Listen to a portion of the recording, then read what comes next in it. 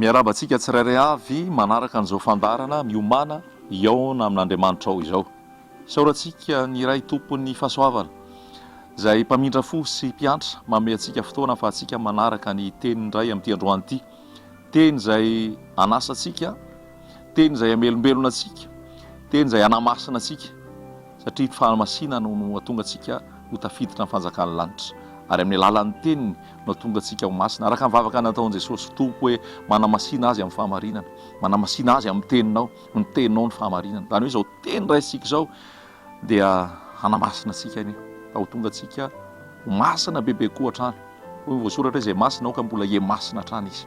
Raisika ny ao amin'ny Romanina toko fahavalo, Romanina toko fahavalo andininy faefatra ambin'ny folo. Romanina toko fahavalo andininy faefatra ambin'ny folo. Fa izay tarihin'ny fanahin'Andriamanitra no zanak'Andriamanitra, fa tsy nandray ny fanaham-pahandevozana ho amin'ny tahotra indray ianareo, fa nandray ny fanahin'ny zanaka natsangana izay antsointsika hoe Aba, Raio. Ny fanahy dia miara-milaza amin'ny fanahintsika fa zanak'Andriamanitra isika, ary raha zanaka dia mpandova, eny sady mpandova an'Andriamanitra no mpiray lova amin'ny Kristy koa, raha niara-miaritra aminy isika mba hiara-manam-boninahitra aminy koa. Amen. Hatreo any no zavatra teny omenantsika amin'ity androany ity. Toizana ihany le izy efa nijerentsika teo aloha hoe ny amin'ny hoe zanak'Andriamanitra. Inona moa ny antoka hoe mahazanak'Andriamanitra aho? Ny antoka hoe mahazanak'Andriamanitra ahako, le Andriamanitra resahako iaho teo dia le Jehova ray nahary ny lanitra sy ny tany, le Andriamanitra Abrahama sy Isaka ary Jakoba, satria misy miteny hoe Andriamanitra zany tsy zany, tsy zany ny anarany sy ny sisa. Fa tiako lazaina amintsika hoe izay aloha no ato anatin'ny Baiboly ary izay no nampianarana antsika fa lay Andriamanitra tiako ambara dia lay Jehova ray, Yahvé, lay nahary ny lanitra sy ny tany, lay izy hatrizay ary mandrakizay. Ny anarany ary moa tsy voatoron'ny vava, dia tsy hay manonona an'ilay izy fa izy malala ny ao am-po. Dia io Jehova ray io Jehova ray io ndresahako hoe mahatonga ho zanako Jehova ray io dia ny fanoloran-tenako an' Jesosy. Mahatonga ho zanako io Jehova ray io dia ny fahaterahako indray ao am' Jesosy, fahateraham-baovao.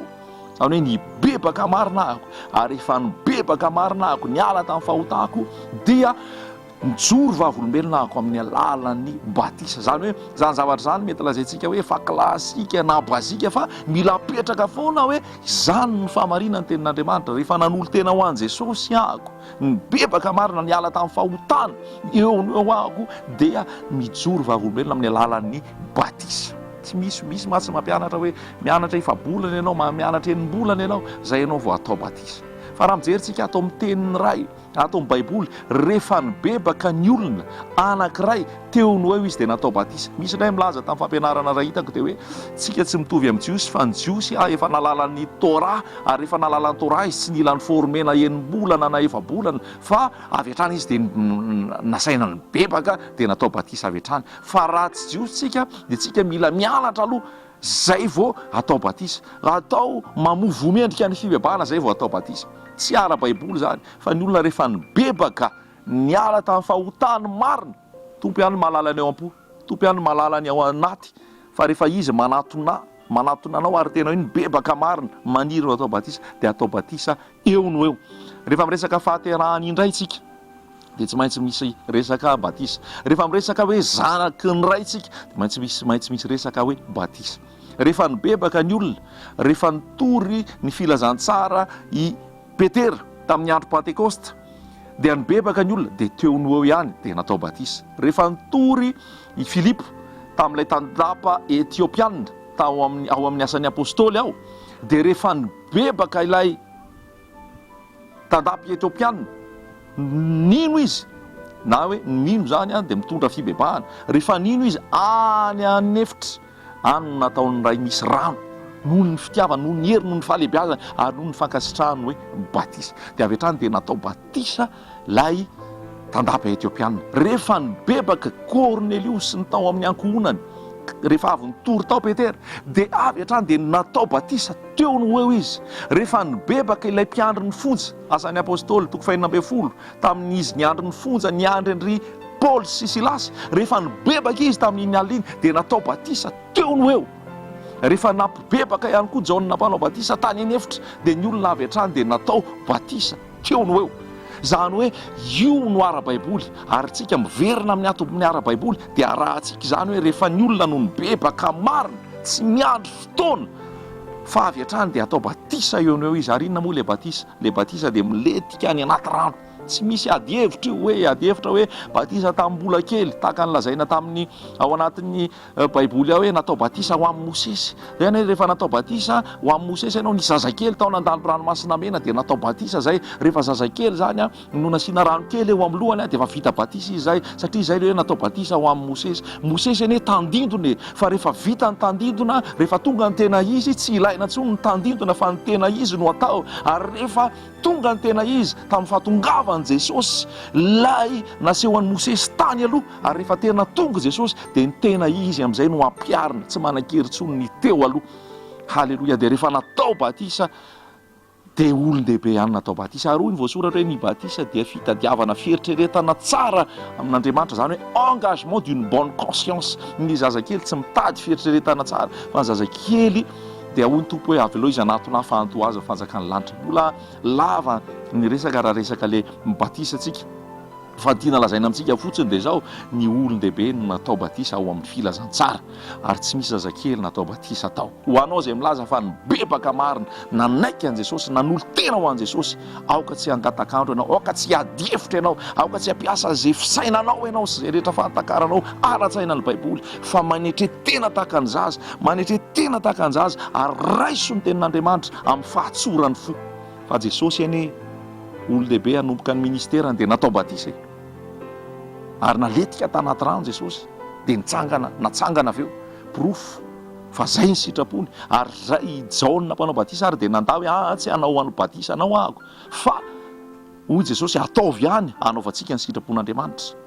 Rehefa tonga ny olona, ny fariseo, mpanora-dalàna, ny mpamory hetra, ny miaramila, ny olona rehetrarehetra tonga avy ihany olon-dehibe daholo tao anatin'ny fahotana sy ny faharatsiana. Fa rehefa mibebaka dia natao batisa teo no eo. Paoly fariseo nianatra teo ambany soka ny Gamaliela, tena hoe nahay ny lalàna sy ny momba an'izany rehetrarehetra.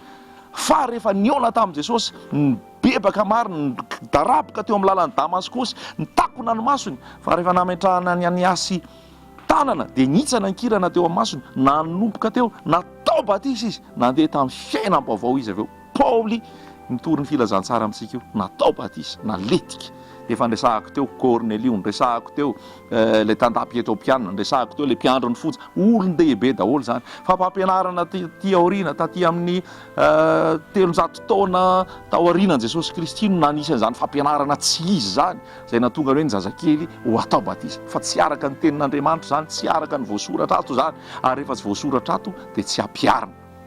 Ary ny tompo io dia manana fomba fanompoana tiany anompona azy izy, tsy araky ny eritreretintsika zay tiantsika. Ohatra hoe i Kaina sy Abela samby nanompo reo, fa ny fanompoana zay nakasitrahany Jehovah ray dia ny any Abela, fa ny any Kaina tsy nakasitrahany, satria tsy araka ny rafitra, tsy araka ny fomba, tsy araka izay nitiavany ray azy. Tahaka an'izany koa ny Marta sy Maria samy nanompo an Jesosy reo, fa ny fanompoana zay nakasitrahany Jesosy dia ny any Maria izay teo atongotry Jesosy fotsiny, fa tsy nila sitraka tamin'ny asa sy ny asa fanompoana mba hahatonga azy ho ankasitrahany tompo. Tahaka izany koa ilay mpivavaka rehefa niakatra tao an-tempoly, samy mivavaka ihany ny fariseo sy ilay mpamory hetra, fa nivavaka ilay fariseo sy nankasitrahany Jesosy, tsy nankasitrahany ray, fa nivavaka ilay mpamory hetra no nankasitrahany, satria tao anatin'ny fanetretena.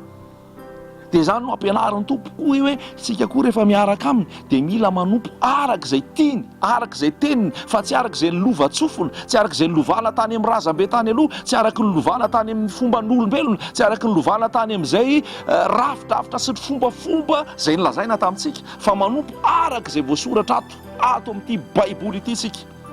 Dia izay voasoratra ato no arahantsika. Dia tiana zaraina amintsika izany hoe aoka hiverina amin'ny lalana tena izy tsika. Dia izay no hoe mazanak'Andriamanitra.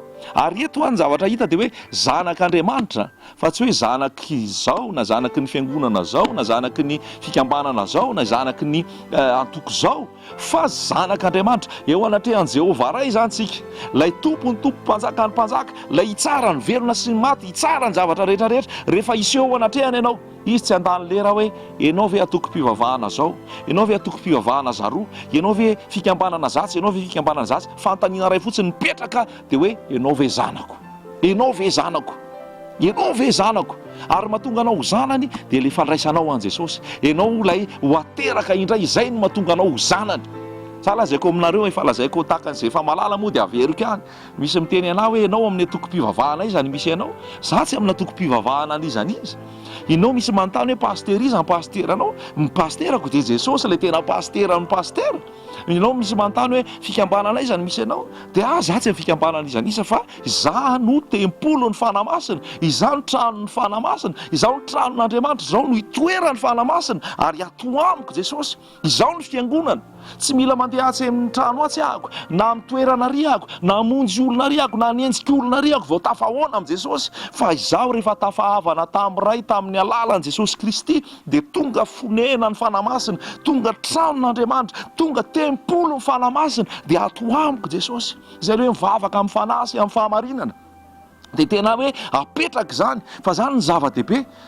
Ary izany ny zavatra tena hoe normal, fa noho ny fampianarana ny lovatsika, fampianarana izay ndraisitsika tany aloha dia lasa izany indray tsy normal, lasa ny normal ny lasa tsy normal, dia ny tsy normal lasa normal.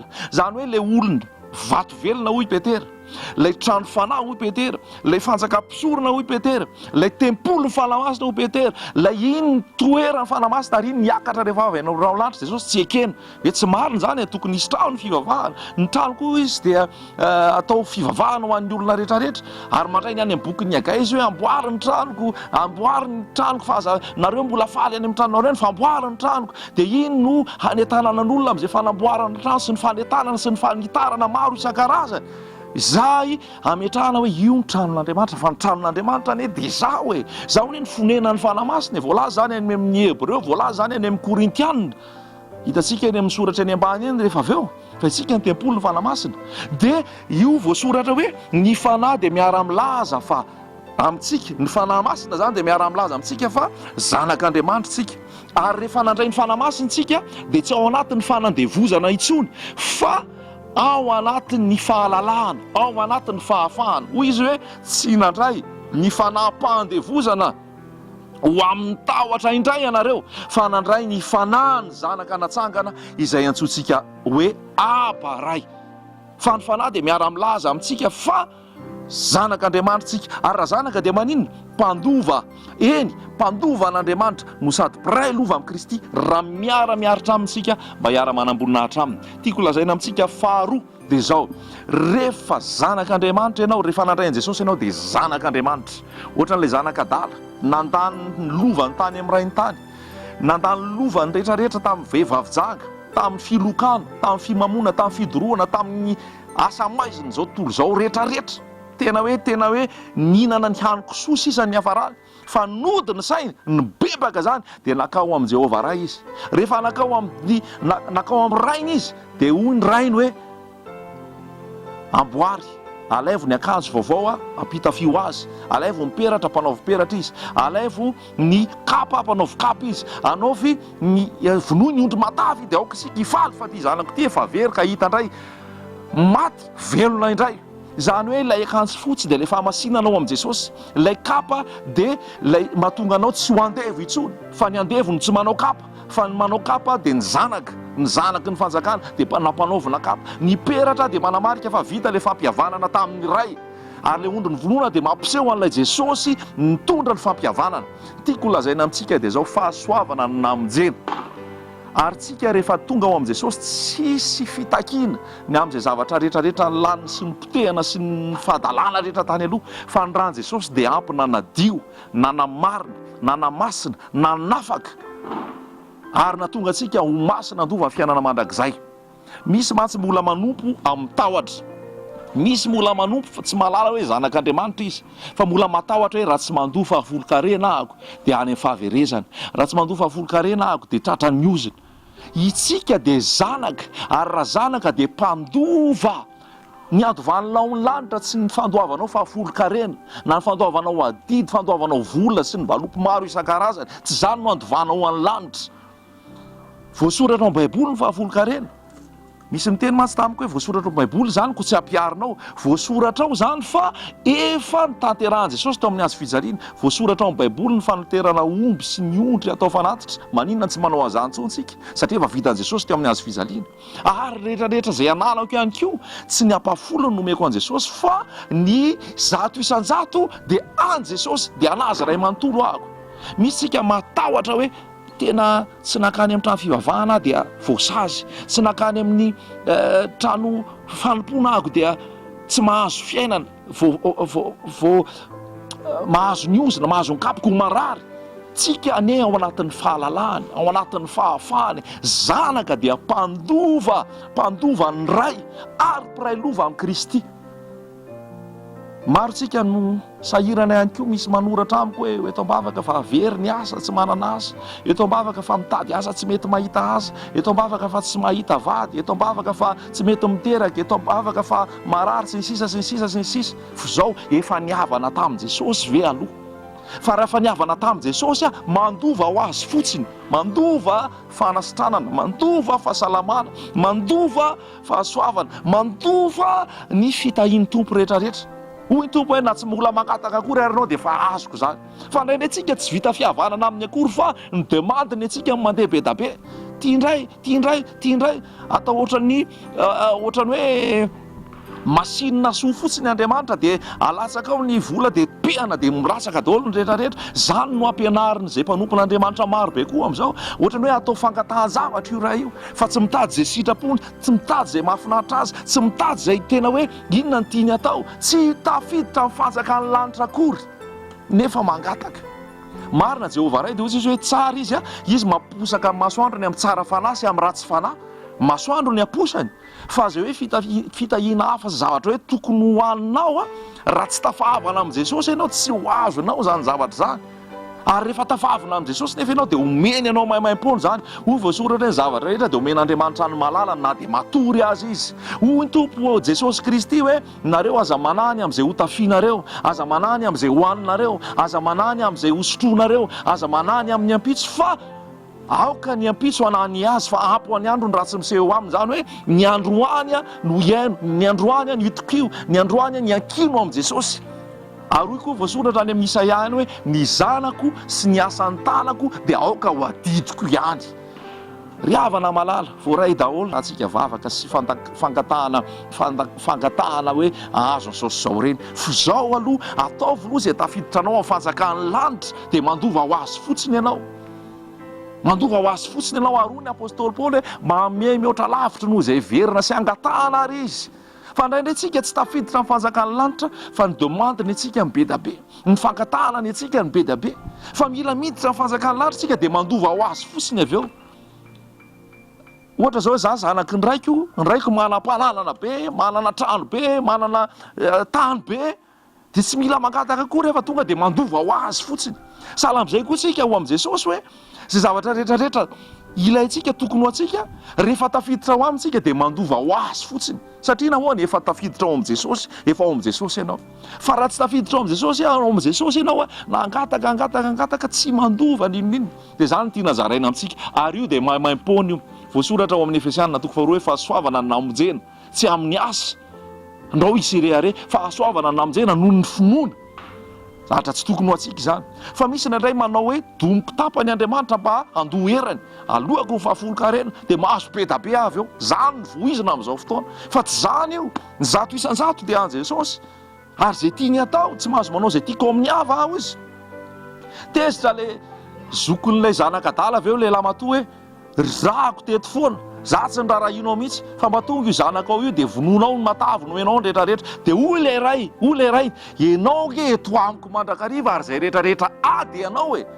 Fa mety no fahaloza izy satria ty zanako ty efa maty, very ndray very fa hita ndray. Indraindray tsika milaza zanak'Andriamanitra tsy fahatantsika ny mahazanak'Andriamanitra atsika. Tsika mbola maka ny endriky ny mpanompo, maka ny endriky ny andevo, mbola mila sitraka amin'ny asy, mila sitraka amin'ny fandoavam-bola, mila sitraka amin'ny fanaovana fahafolo-karena, mila sitraka amin'ny fanompoana maro isan-karazany.